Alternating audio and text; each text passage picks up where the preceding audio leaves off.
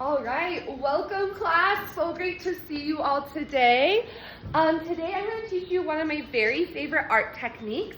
And the reason why it's one of my favorite art techniques is because you get to go outside and interact with nature. I think that nature is one of the best inspirations for art ever. So we're going to watch this movie real quick. And afterwards, I want you, while we're watching it, I would like everyone to think of one question they have about this process, okay? So I'm just going to turn off this light.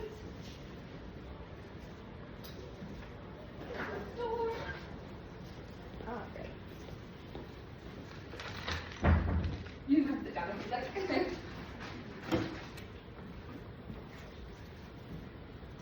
Today I'm going to teach you how to dry and collage plants and flowers into your sketchbook. The first thing you want to do is go on a walk. I walked around my neighborhood with my dogs, but you can walk at school or at home. When you find a plant you like, you want to be respectful and only take what you need. Also be aware of your surroundings. You never want to get someone mad at you for taking things from your yard. I usually get most of my flowers from park strips and empty lots. Once you have all of your plants and flowers collected, it's always good to make sure they're puffy approved. Now we're going to pull out our flower press. First we need to take off the straps to open the flower press. There are 3 stacked materials in the flower press. First there's foam, then there's tissue paper, and then there's this thick blotting paper. We're going to start by laying down a piece of blotting paper and tissue paper. Next you're going to take a flower that you would like to press. Remove any stems and leaves that you don't want to be pressed and then arrange it on the tissue paper.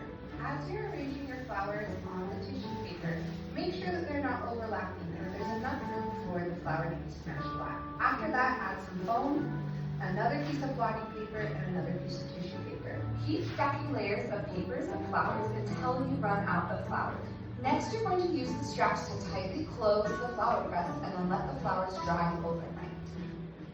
Here are some before and afters of flowers that I've pressed.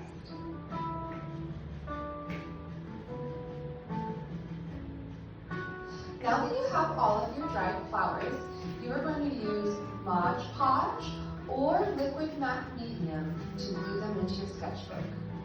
To collage a flower into your sketchbook, find a page you want to work with and start by painting Mod Podge or matte medium onto the page. Place your flower on top of the glue and then do another layer on top to seal the flower down.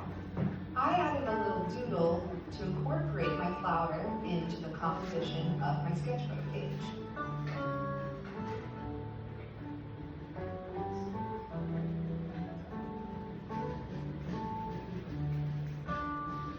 There's no wrong way to collage flowers into your sketchbook, but because the flowers have so much texture to them and are raised off the page, this should often be your last step or near to the last step of your work of art.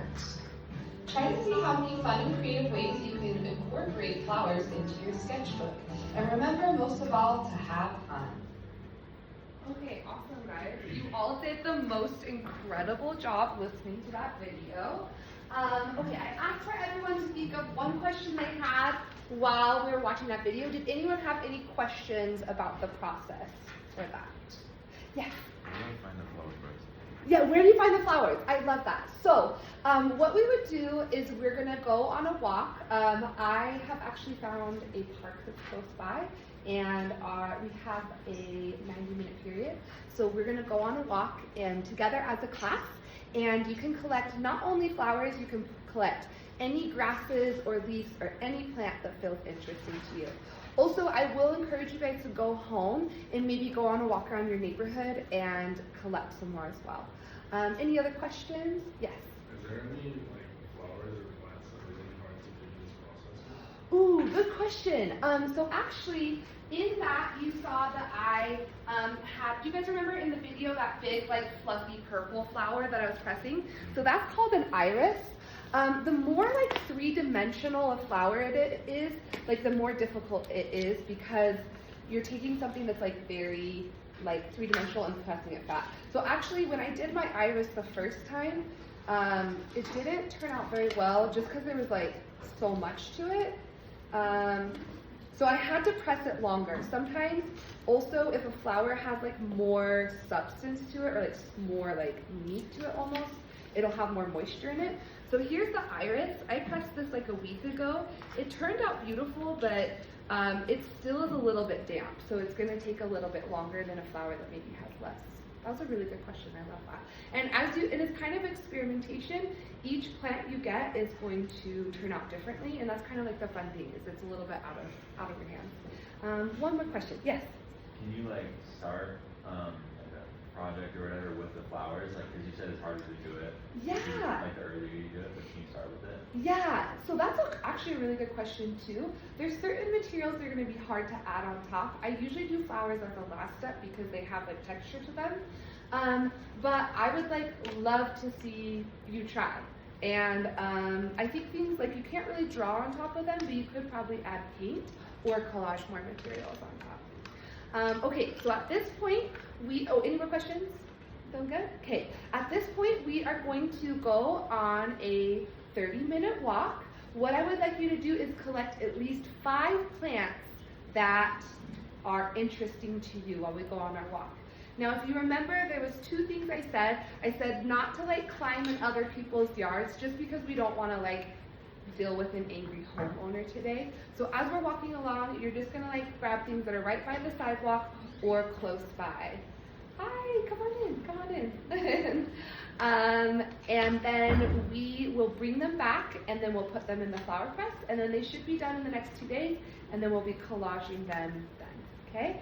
The second thing I want to say is that we all want to stick together, so when we're outside, if you can see me, that means I can see you. So you want to make sure that we are in eyesight of each other, so I don't lose any of you as we're outside. And then let's go ahead and leave our backpacks here, but you're welcome to bring your sketchbook if you would like to doodle at the park. Okay, awesome, thank you guys. Let's go ahead and get ready to go.